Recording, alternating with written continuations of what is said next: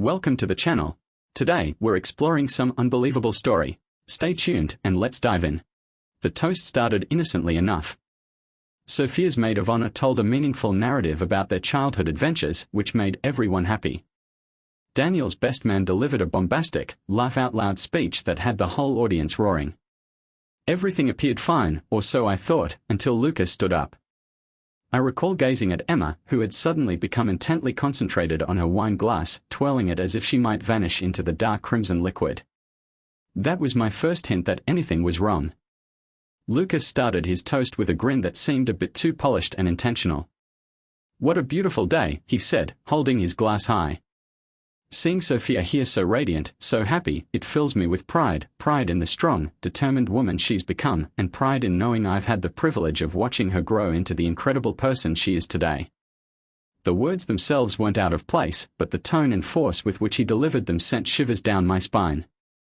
I looked around and realized I wasn't the only one squirming uneasily. Several guests exchanged short looks, their faces opaque but waiting. Lucas pushed on, his tone light yet tinged with something I couldn't quite describe. "Isn't it strange how life works out? Some relationships are formed via blood, some through love, and in some cases, both. Sophia, you've always been family to me in every manner that counts." My heart skips a beat. What the heck did he mean by that? Emma's hand sprang out, grasping the glass so fiercely that her knuckles became white. She took a long, deliberate drink, avoiding eye contact with me and everyone else. Lucas laughed quietly, his voice strained, as if attempting to relieve the tension that was gradually building in the room. "Daniel, you're a lucky man," he added, his tone a touch too upbeat. "Sophia is one in a million, and I know she'll make you as proud as she's made all of us." The toast concluded with polite applause and stray muttering. Lucas returned to his seat, his smile unwavering, but I couldn't escape the impression that something had changed. It was slight, yet enough to throw a shadow over the evening.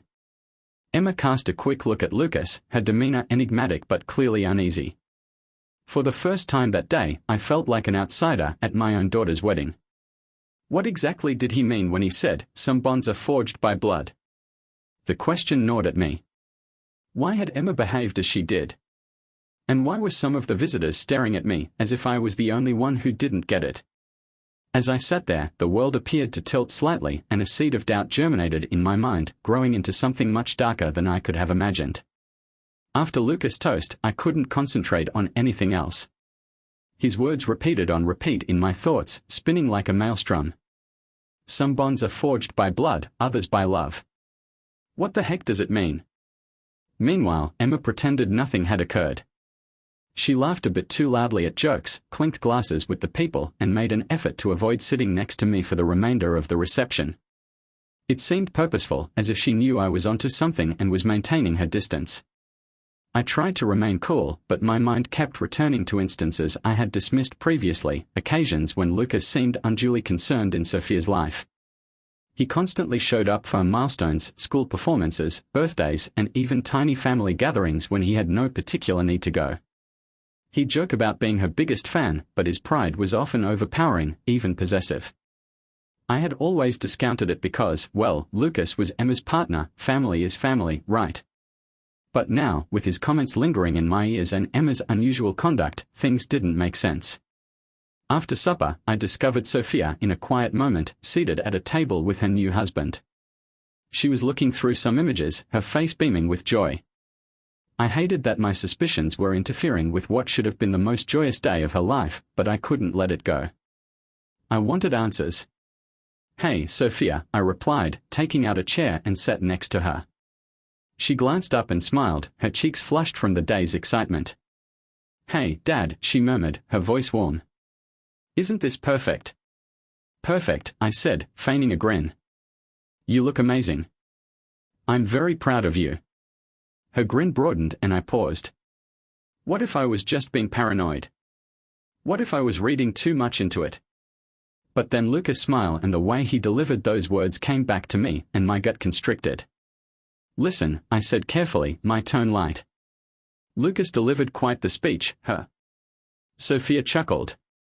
"Yeah, he always gets a little sentimental at big events.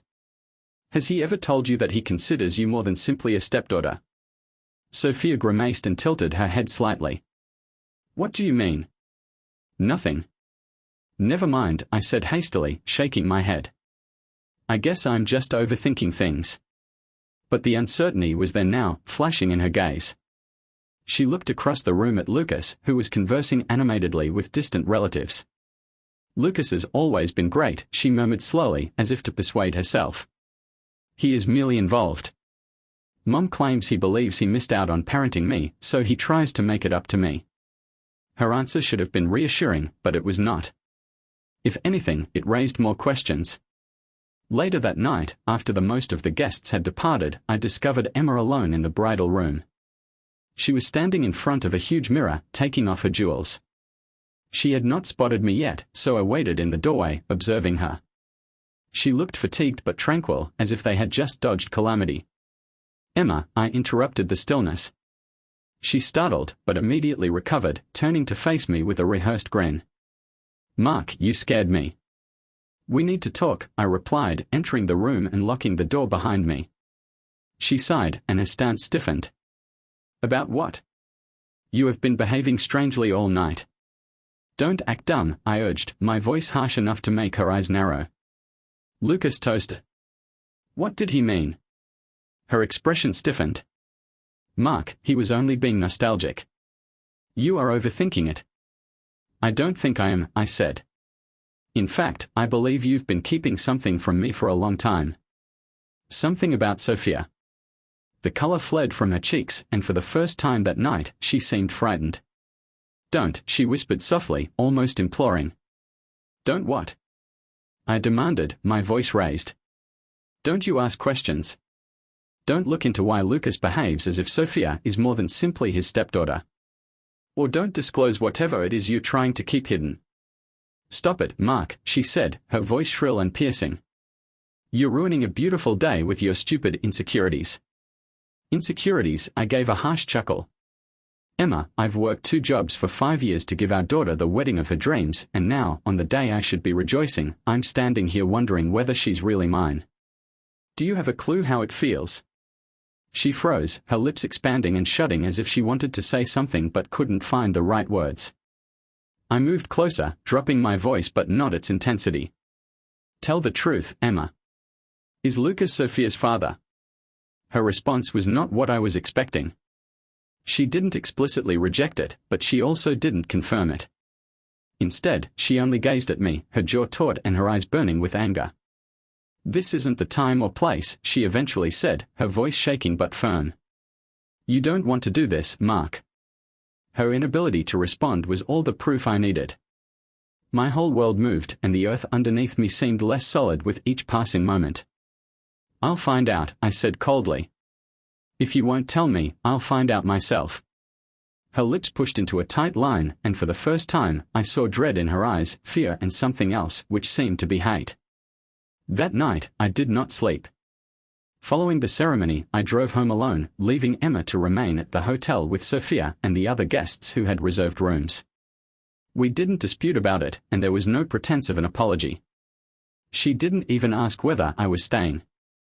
I believe we both understood that if we shared the same space that night, something would burst, and neither of us wanted to deal with the consequences right now. When I stepped in, the home seemed strangely silent. My footsteps reverberated down the corridor, and for the first time, I felt out of place. Sophia as a child was shown on the walls, including her first day of school, first soccer game, and high school graduation. They were times I had always assumed were mine. Every happy snapshot now seemed like a horrible lie, a harsh joke played on me by the cosmos. I sat at the kitchen table, with a bottle of whiskey and my laptop in front of me. Sitting in solitude, immersed in my own thoughts, was not an option. I wanted answers, something substantial to hang on to. Opening the laptop, I typed the question I never dreamed I'd have to ask: how do you do a DNA paternity test without the other parent knowing? It wasn't difficult to locate what I required. Dozens of firms provided unobtrusive testing kits, requiring just a cheek swab or a hair sample to complete the process. The actual problem would be to get a sample without arousing suspicion. Sophia no longer lived with us, but when she came to visit, she often left items behind. If I looked, I may discover something, a hairbrush, an old toothbrush, or anything. I tightened my hands, disgusted with myself. Is this what it has come to? I was secretly checking my daughter's DNA because I didn't trust my wife. But then Lucas' comments came back to me, as did Emma's response and the horror in her eyes as we argued. Yes, that was what it had come to. The following morning, I walked inside the room Sophia had used during her stay with us. It felt like walking into a temple. Her pictures were still on the walls, her childhood awards adorned the shelf, and some old garments remained in the closet. My heart wrenched as I looked through her stuff, feeling like a burglar in my own house. I eventually discovered a hairbrush stashed away in a drawer. The golden threads tangled and its bristles caused my chest to constrict. I put the brush in a plastic bag and quickly purchased a DNA test kit online, selecting express delivery. By the time Emma arrived home that evening, I had concealed the bag in my office drawer. She stepped in gently, saying little, no apologies or explanations. She greeted me with a brusque, impersonal "Hey," as if nothing had occurred. "Hey," I said, keeping a careful eye on her. She poured herself a glass of wine and sat on the sofa, browsing through her phone as if it were any other evening. I waited, expecting she would say anything, provide an explanation, a defense, anything. But she remained mute, keeping it cool and like everything was all right. "About last night," I said, my voice firm but quiet. She didn't look up from her phone. "I don't want to talk about it." "Well, I do," I said. She gave out a big sigh and eventually put her phone down. "Mark, what do you want me to say? Are you crazy? Are you exaggerating this? Lucas' toast meant nothing. You're making a huge issue about nothing." Her contemptuous tone hit a chord, stirring something primal inside me. "Nothing," she repeated harshly. "You're calling his statement regarding blood ties nothing. Do you honestly think I'm that stupid?" Emma's gaze finally met me, icy and uncompromising. "I think you're letting your jealousy of Lucas cloud your judgment." I let out a sour chuckle. "Jealousy? Is that your excuse? Have you been concealing anything for years?" Emma sprang to her feet, smashing her glass on the sofa table. "I am not doing this, Mark. Not tonight." "You never want to do this, Emma," I said, raising my voice. "Because you are afraid of what I may discover if I delve too far. But I'm done letting you avoid the reality. I will find out, one way or another." Her countenance shadowed for a tiny time, revealing fear and remorse which she attempted to hide with rage. "You're being ridiculous," she said before storming out of the room. Her response just increased my determination. 2 days later, the DNA kit came.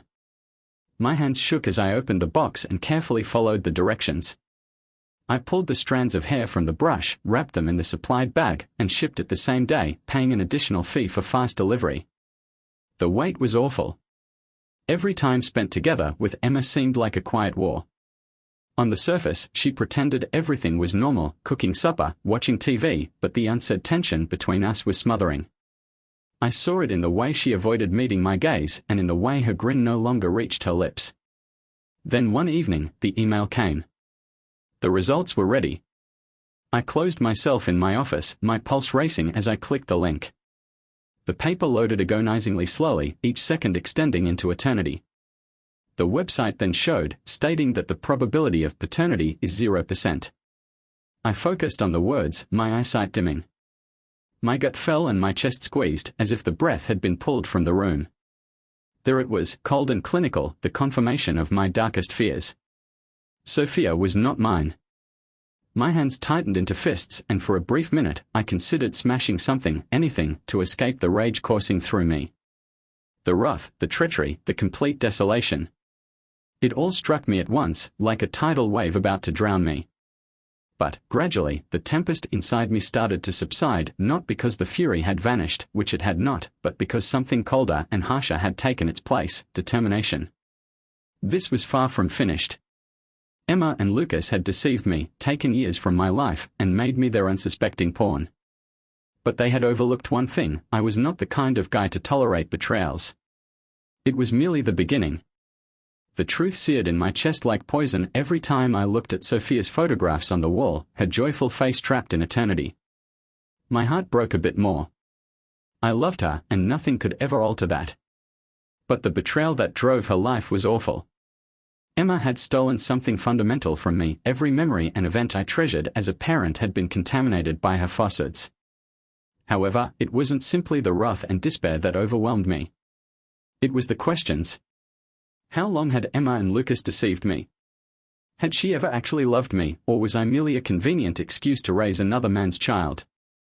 How many individuals in our life knew the truth while I remained blissfully ignorant? The days after the results were a haze of icy, boiling stillness and meticulous preparation. I avoided Emma as much as possible, my thoughts focused on a single goal: justice. She had taken 5 years of my life, my trust, and my dignity, and I was not about to let her get away with it. But first, I wanted proof of Sophia's biological father. The next weekend, I made my move. Without warning, I drove to Lucas' residence. It was a modest location around 30 minutes away. I didn't call beforehand. I did not give him time to prepare.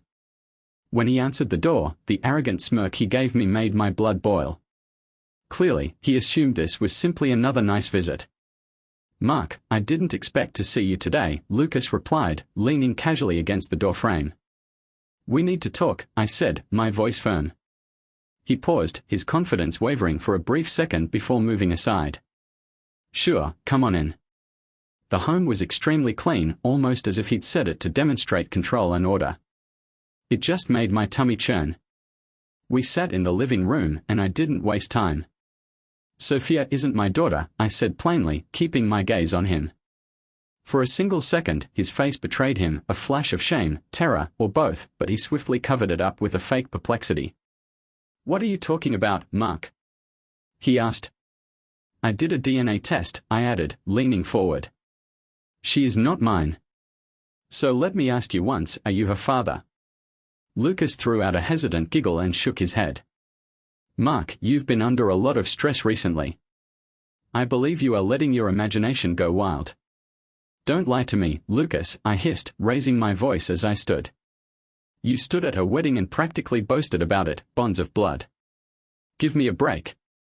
How long have you and Emma been messing me over?" That hit a nerve. His arrogant smirk wavered, and for a little moment I thought he may confess.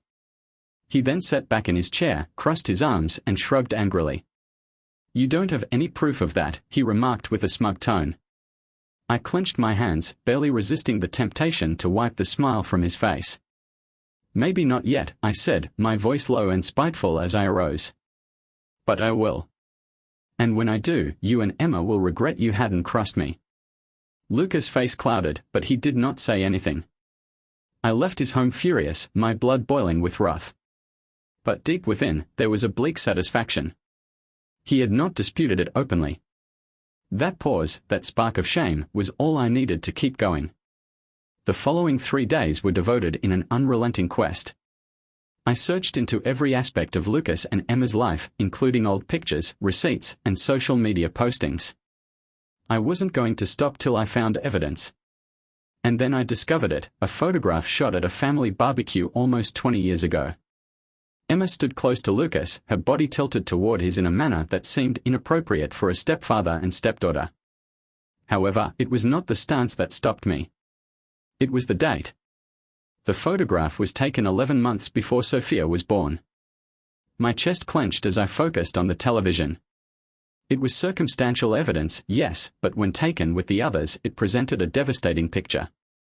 I saved the photograph and filed it away among the rest of my proof. I wasn't finished yet.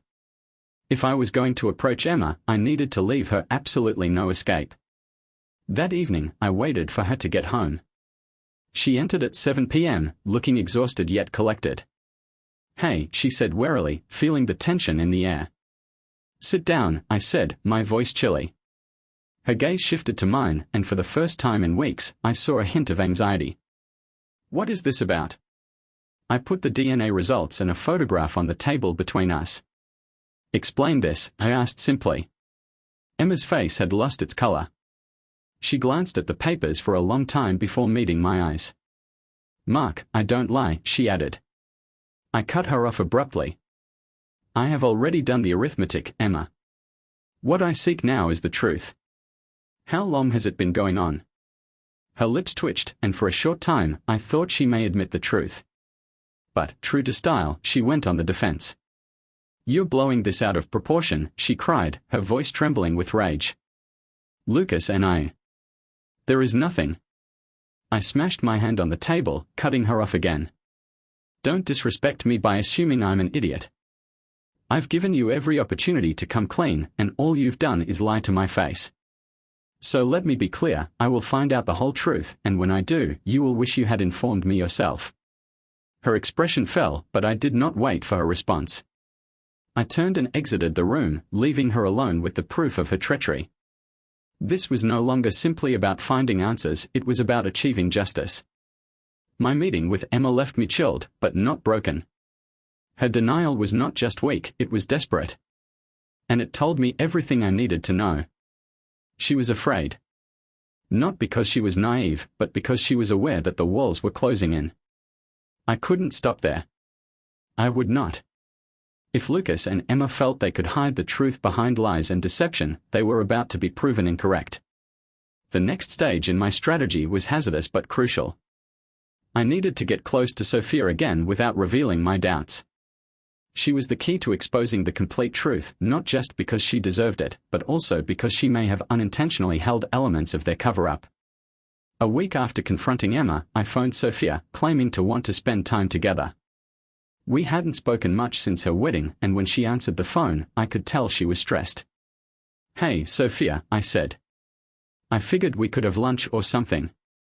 It has been a while. There was a pause at the other end. For a brief minute, I feared she may refuse. Then she sighed. Yes, certainly. That sounds good. We met in a little cafe downtown, which is one of her favorite places.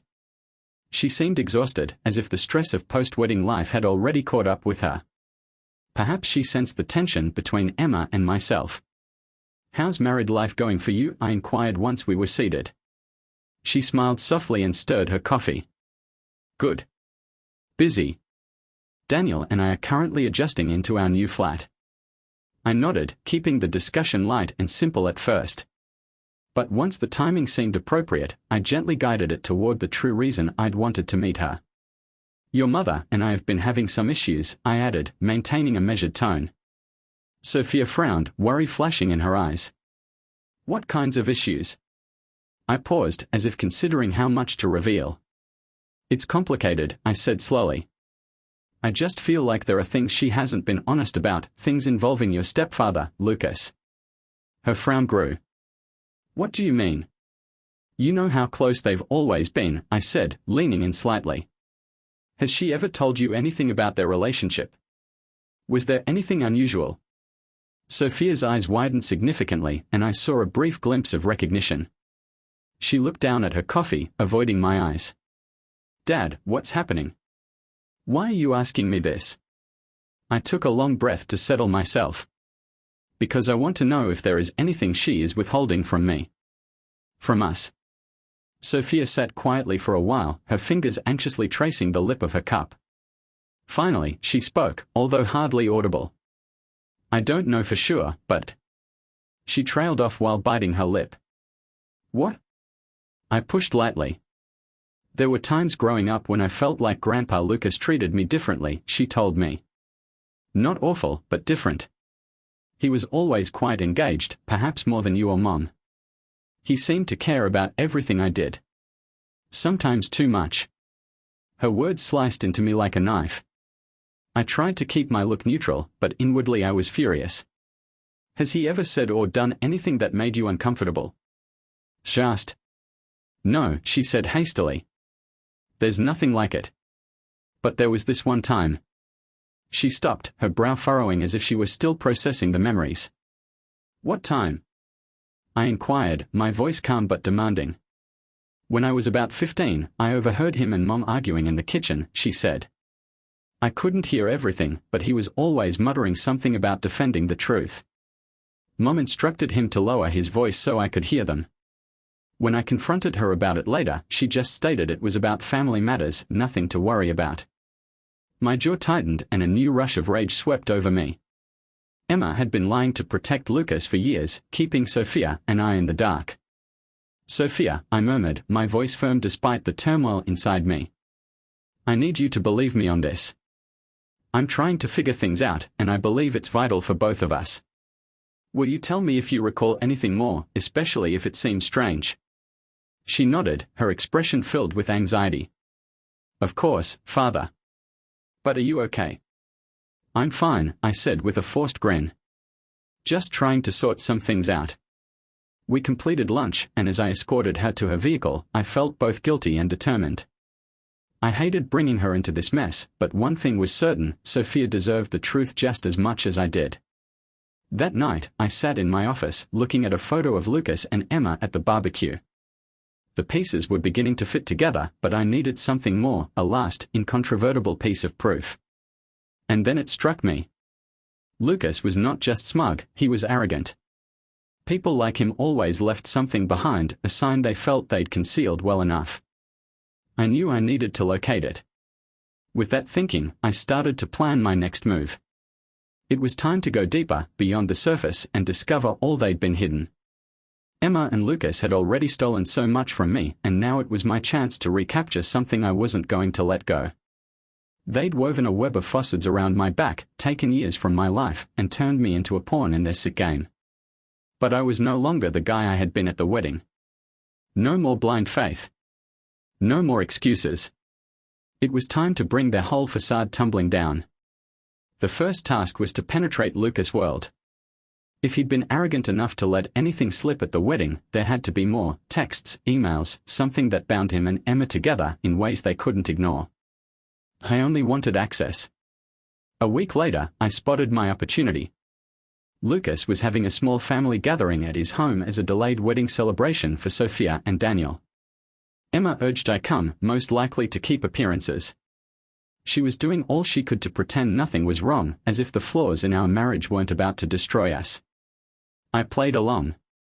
The event was just what I expected: polite small conversation, excessive drinking, and Lucas playing the lovely patriarch. However, my attention was drawn to Lucas's office rather than the party. After an hour of fake interest in uninteresting chats, I excused myself, claiming I needed to make a business call. Lucas's office was located down the corridor, behind a locked door. This was my moment. The door wasn't locked, so I stepped inside and softly closed it behind me. The room was clean, with dusty hardcover volumes on the shelf, a perfect desk, and a laptop in the middle. My heart raced as I sat down and turned it on. Of course, the laptop needed a password, but Lucas' hubris worked in my advantage. The password was clearly written on a sticky note beneath the keyboard: Ethan 2021. When I entered it in, the desktop appeared instantaneously. I went directly to his inbox, not expecting to discover anything. People like Lucas did not leave apparent proof around. But then, in the sent folder, I came across a series of emails that made my stomach churn. The line merely said E, and although the signals were not clear, they didn't need to be. They were full with statements like, "We can't let him find out, it's better this way, and our secret is safe." The dates coincided with significant milestones in Sophia's life, including her first day of school, graduation, and wedding. One specific email jumped out. It was mailed to Emma a few weeks before the wedding. The message started, "I have been thinking about the toast. Are you certain this is a good idea? Mark is not foolish.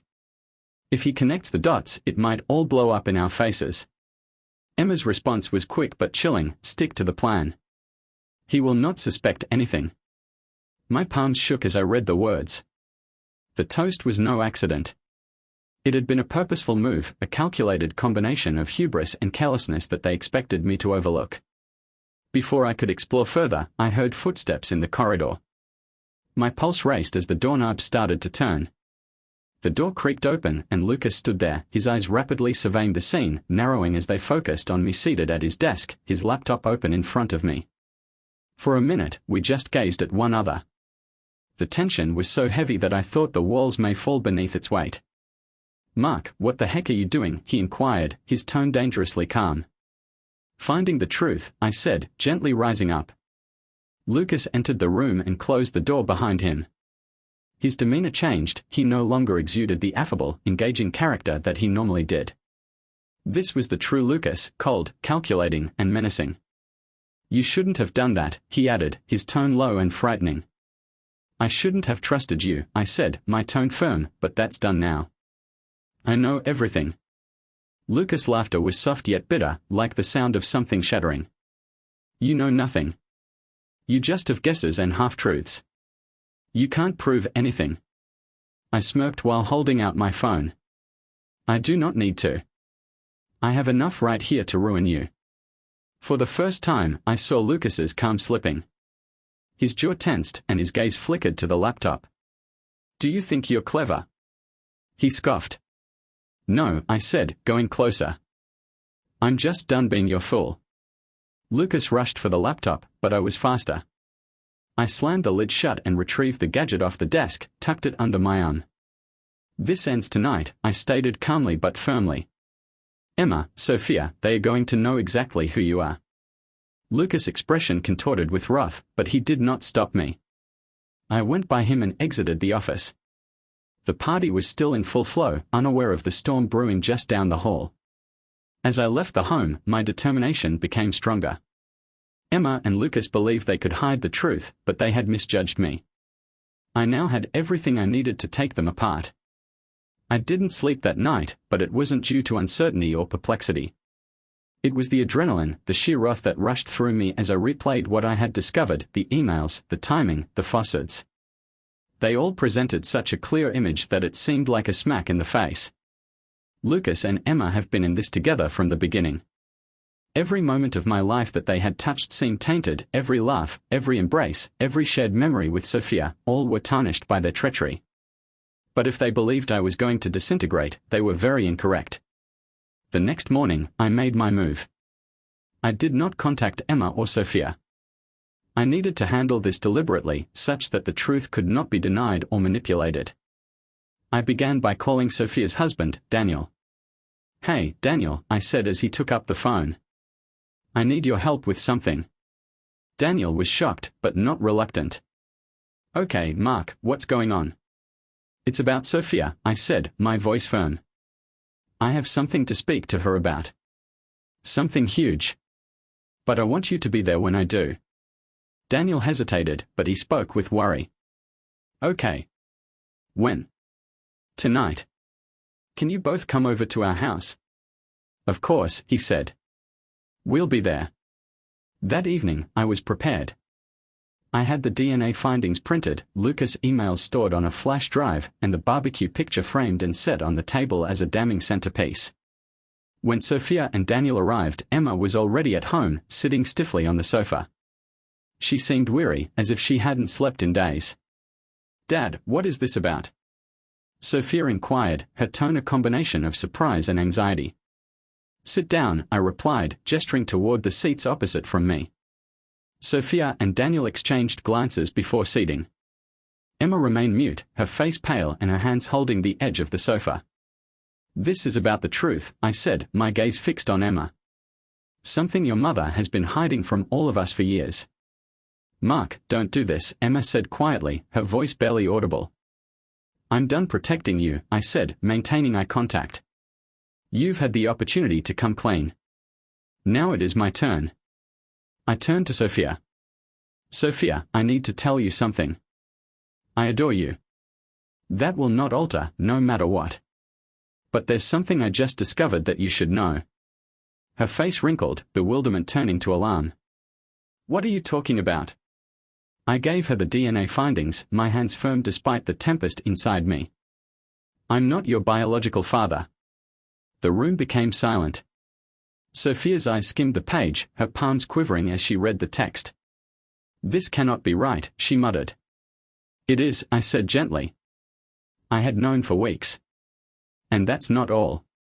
I took the framed photograph and presented it to her. This was taken 11 months before your birth.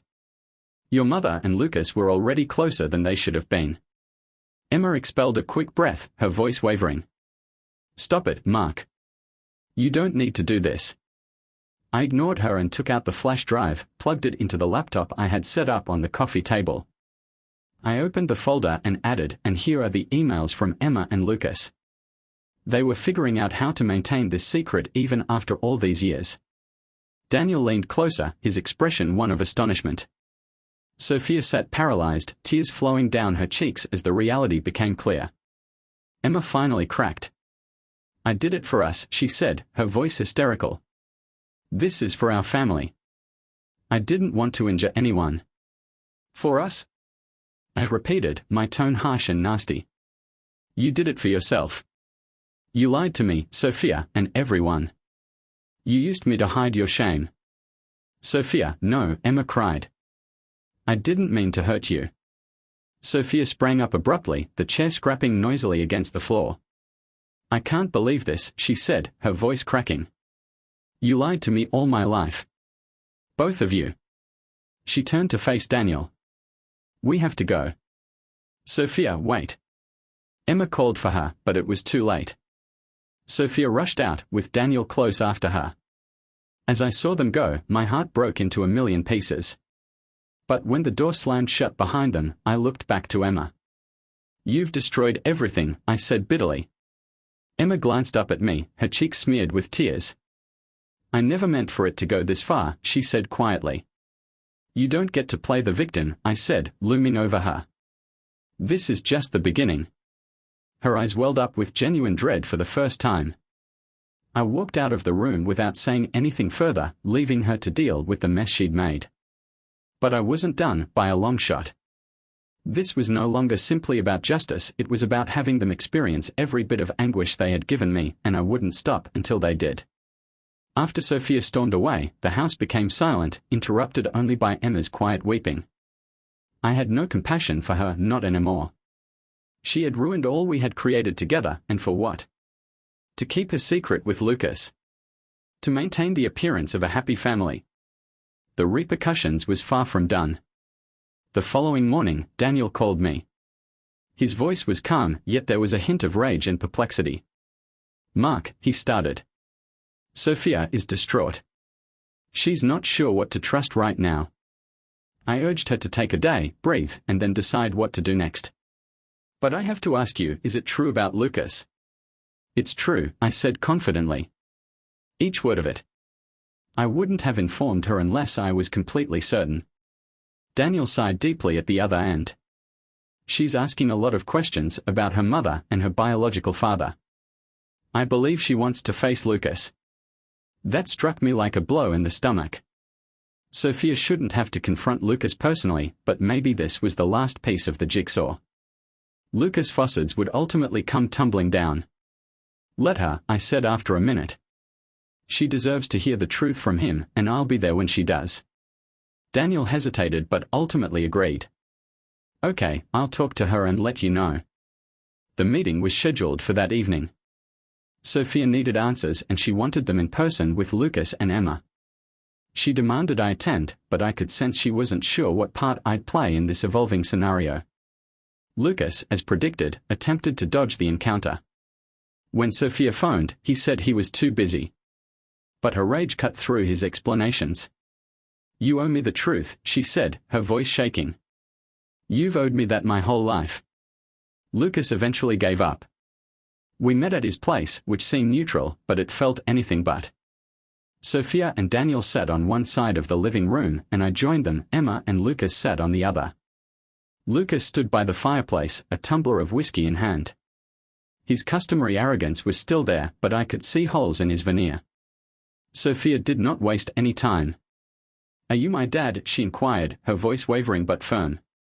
Lucas stared at Emma and then back to Sophia. He seemed to fight with himself for a time before sighing and sitting down, placing his glass on the table. "Yes," he said simply. The room seemed to freeze. Emma sobbed quietly, but Sophia didn't look at her. Her gaze was locked on Lucas, wide with terror and bewilderment. "How could you?" she whispered. "You lied to me all my life. You lied to me." "I didn't want to hurt you," Lucas said, his tone almost patronizing. "It wasn't supposed to happen like this." "So, how was it intended to happen?" Sophia snapped, her voice rising. "Was you ever going to tell me? Or was I expected to continue living a lie?" Emma attempted to interfere, but Sophia stopped her with a stern glance. Don't, she insisted, her voice firm yet sharp. Don't say anything. You are just as guilty as he is. The tension in the room was unbearable. My heart hurt for Sophia, but I knew this was her time. She needed to confront them on her own terms. You used Dad, Sophia whispered, her voice shaking.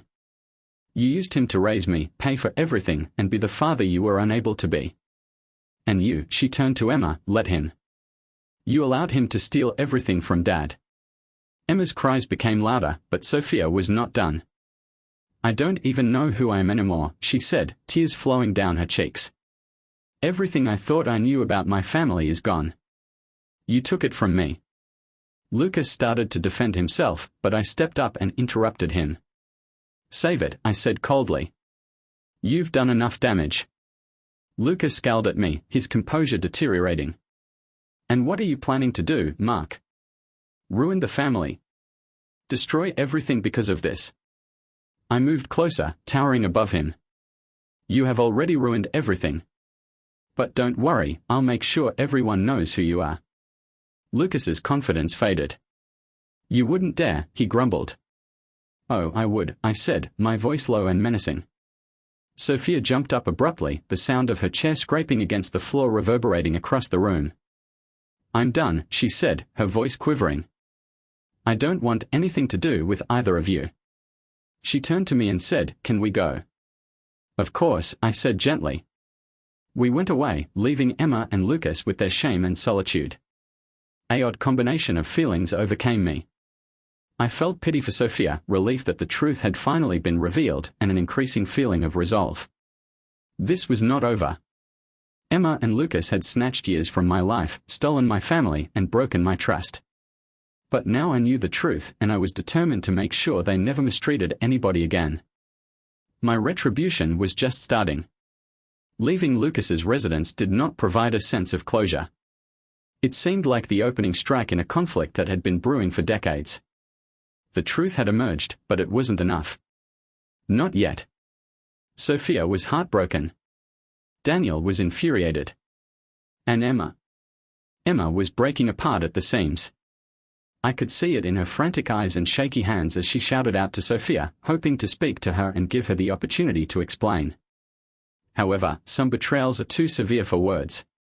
Sophia remained quiet on the journey home, looking out the window with tears on her cheeks.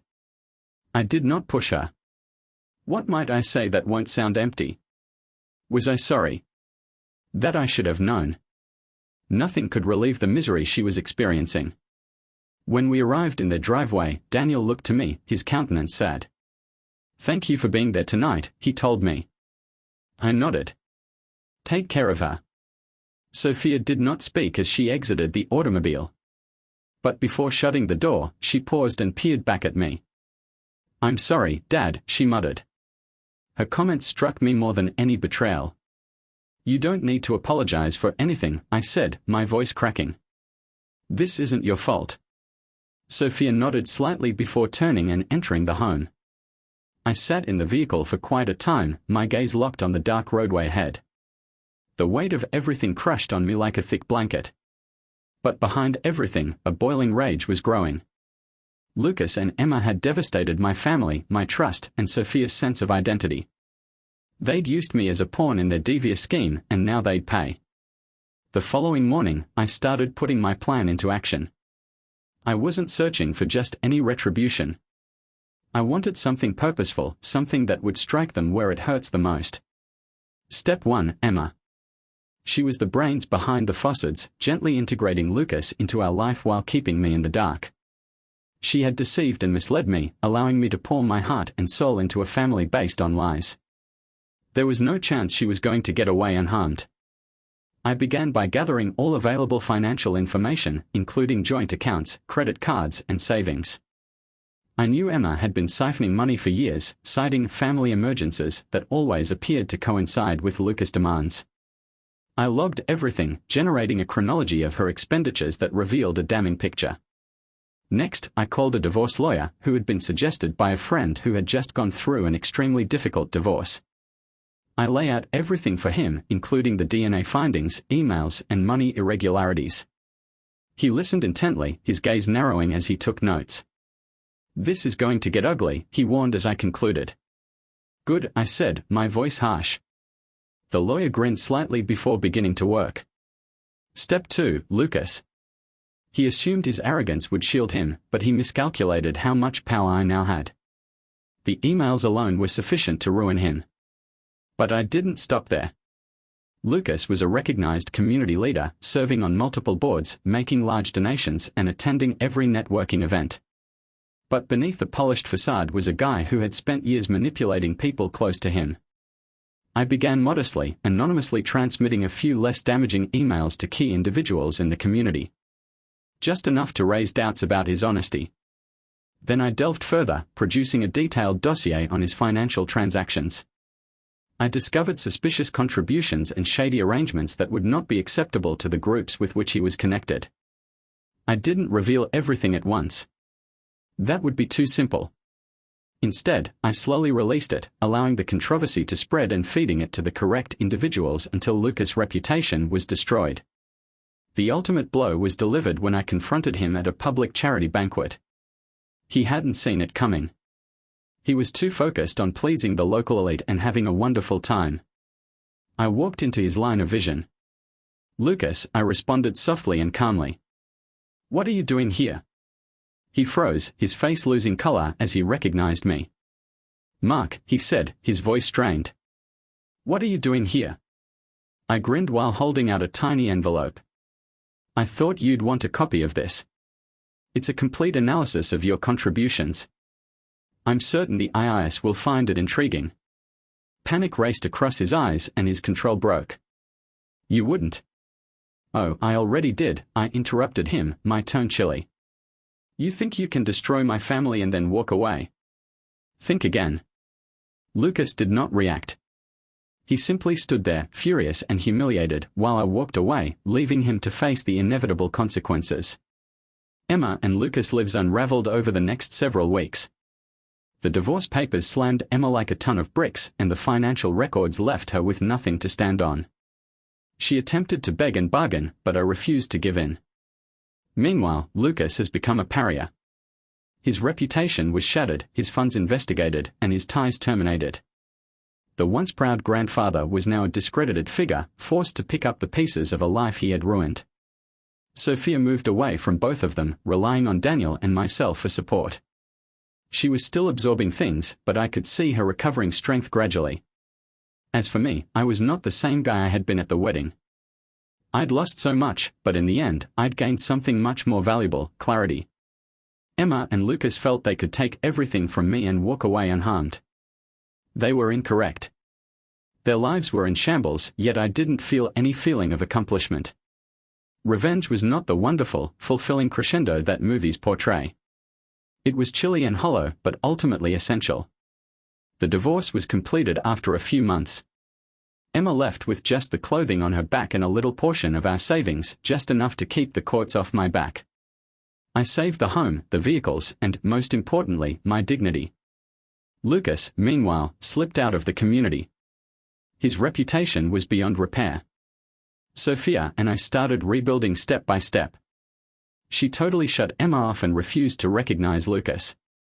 Daniel was a constant source of support for her, and I was pleased she had someone like him to count on. However, the wounds were deep, and recovery would be difficult and time-consuming. A few months after the storm had passed, Sophia and I sat on my house's back porch, watching the sunset through the trees. It was the first time in weeks that she seemed completely at ease. I still don't know who I am, she said gently, breaking the silence. I turned to her, the weight of her words crushing on me. You're Sophia, I said. You are nice, intelligent, powerful, and fearless. You are all I dreamed you would be, and nothing has changed. She stared at me, her eyes shimmering from unshed tears. However, I feel lost. Like my whole existence was a lie. It wasn't a lie, I said kindly. Not all of it. The affection we shared, the memories we created, were genuine. Just because you discovered the truth about your origins does not imply that everything else was fabricated. She nodded slowly, absorbing my words. And you? She inquired, her face furrowed. What are your feelings about all of this? I reclined back in my chair, looking out over the horizon. I get angry occasionally. Hurt. But mostly grateful. Grateful, she inquired, her eyes widening. For you, I said simply. For the opportunity to raise you, love you, and see you develop into the great lady you are. Biology does not affect that. It never will. Her emotions poured over, and she grabbed my hand hard. You'll always be my dad, she said quietly. And you'll always be my daughter, I said calmly, despite the knot in my throat. In the months that followed, I found myself thinking about the lessons this tragedy had taught me. Betrayal is a profound hurt, but it also reveals things you would never have known otherwise. It revealed who I could and couldn't trust. My advice to any guy who finds himself in a similar situation is to follow his intuition. If anything seems incorrect, don't dismiss it. Silence and mistrust only increase. Fight for the truth, even if it means hurting someone or changing everything. The truth is always worth knowing. Love doesn't necessarily involve blood. Family is formed via the relationships you develop, not the ones you are born into. I lost a lot, but I gained clarity and a better grasp of what's actually important. People choose to support you because they love you for who you are, not because they have to. Revenge may have motivated me, but love was the foundation that allowed me to rebuild. In the end, it was what was most important. Thank you for watching. How would you have handled this scenario? Share your opinions in the comments and remember to like and subscribe.